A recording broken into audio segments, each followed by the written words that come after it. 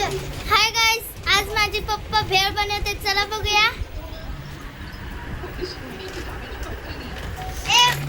पहिले तर पप्पानी कांदा कापून घेतला आणि मग टमाटर कापून घेतलं.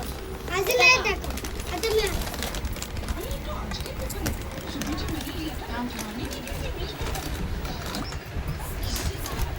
मम्मीला बघा माझ्या.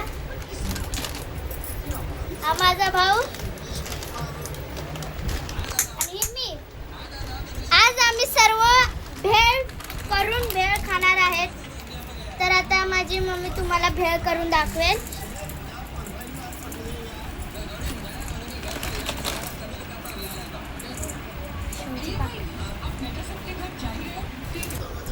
हे आहे त्या शेवचं पाकिट.